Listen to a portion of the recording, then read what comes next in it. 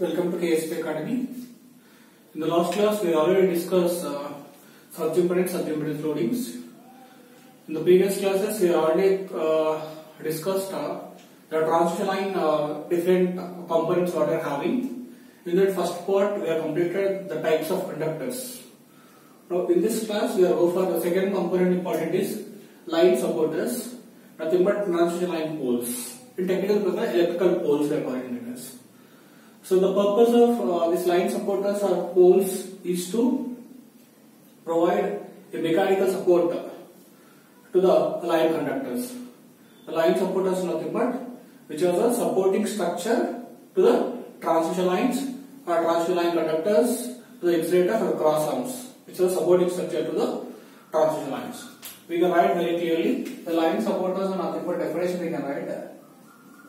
This is the supporting structure to the line conductors. Supporting structures to the line conductors, nothing but insulators and cross arms, which are all placed in the line supporters. I hope you understand. What are the basic important properties when you go for the line supporters? What are the properties we require when you want to design this the line supporters? So basically, we have important properties we are having. It means which should be very high mechanical strength. The line supporter, it should be high mechanical strength, lightweight it should be, and it should be cheap cost, and it should be the longer life. That is very important. If you go for easy to accessible, you need to transport one place to other place. The accessibility should be important. These are the major important properties we need to consideration. Those are also very important in the question examination. Properties we have to see. Let's see how to see the properties. What are the properties we have to use? Properties. The properties will come under picture. The number one property, let us we can say, it should be high mechanical strength. High mechanical strength. Second thing, it should be lightweight. Weight should be more than transportation cost also more lightweight. Second thing, it is here long life. It should be very long life. It's better for our future. It should be very long life, and it should be less cost, cheap cost. It should be cheap cost. One more important thing, easy to accessible. Easy to accessible. You need to carry the line supporters here to there. You need to transfer. Carrying it should be very easy. These are major important properties of your line supporters. With these properties, you have to design your line supporters. So basically, next go for the classifications of line supporters. The transmission poles generally classified into the majorly 4 different categories from previous years to the present latest. Basically, we have 4 different types of line supporters we are having. We have a number of types. The basic types we are having only 4 types. Let us see how to see one by one. What are those? Number one, it is wooden poles. First 2 classifications, wooden poles. Second type, we already heard very heard about RCC poles. RCC poles. Next, third thing is, that's what we have heard, steel poles. Steel poles. Urban areas are very famous for steel poles. The fourth thing is steel towers. For longer transmission we are using that only, steel towers. So basically these 4 different types of classifications we heard: wooden poles, RCC poles, steel poles and the steel towers. These 4 different types classification we heard. Next, what is the comes under wooden poles? How the wooden poles will be manufactured? The wooden poles they are manufactured by using the wood. That's what rays you can make it into that, and then we can make it a perfect shape. Then you are making it as. So generally, if you go for wooden poles, the span length, how use the wooden poles? how much span length they has to maintain. The span length of wooden pole is less than 50 meters only. Less than 50 meters, we have to use the span length of wooden poles. One more thing is that the life of wooden poles. How many years the wooden poles are used? Generally, the wooden poles is 20 to 25 years only. The span of wooden poles is 20 to 25 years only.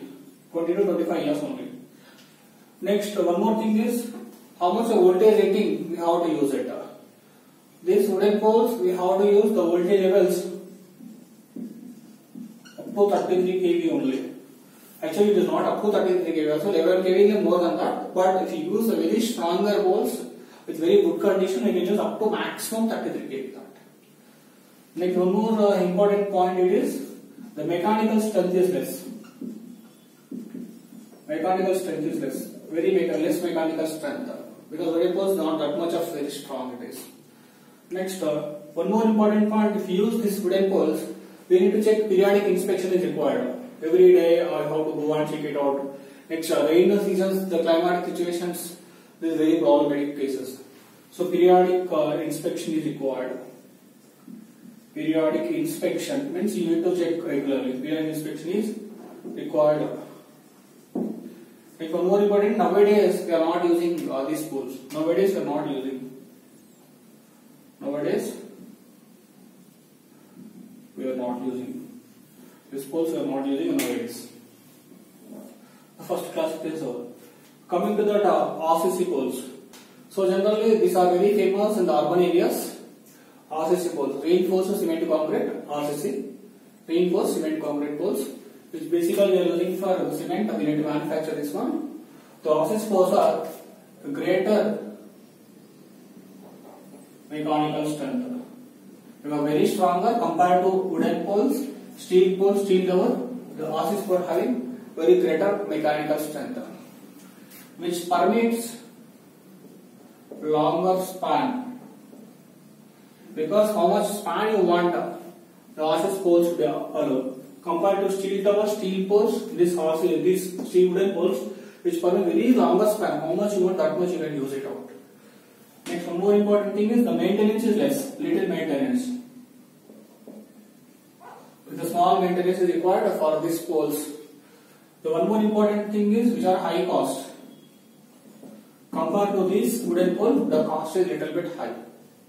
I hope you understand. One more important thing is more weight. Compared to these all poles, the RCC poles are very heavy weight because manufacturing the cement and concrete, the weight should be very more. And one more important thing is due to the very high weight of this RCC pole, we have to manufacture at site locations. We need to manufacture at site location. We need to manufacture at site locations. One more important point, RCC poles which are used up to 33 kV only. Up to maximum 33 kV only. For this more than 33 kV, if you want to use it means more than 33 kV as 165 kV you can use it. But more than 33 kV means the size of the pole will going to increase, height will increase, cost should increase. Compared to this, that's what we switch off that only up to 33 kV. It is the mark, it is better one. I hope you are understanding this. To work on this, we are going for now steel poles. Because this accessibility is very less, high weight. So this is a little bit complicated. Next, reusing is very tough concept. Reusing is replacing of taking this and after keeping to other places. It is not up to the mark. But steel poles, we are going for overcome this some advantages. That's what present days in all cities using steel poles compared to RCC for 11 kV or 33 kV power supplies. Next, we are switch on to the steel poles. So generally, the steel poles, the basic advantage is greater mechanical strength. Greater mechanical strength compared to wooden poles, which are having a greater mechanical strength, which are having a longer life. Next, high cost. Compared to this, they are having very high cost because the steel poles are using the steel material. The steel cost is more compared to this RCC. That's what the cost is more. Next you can use longer span, no problem. Longer span. Next replacing is easy. Replacing and reusing. Replacing and reusing very easy.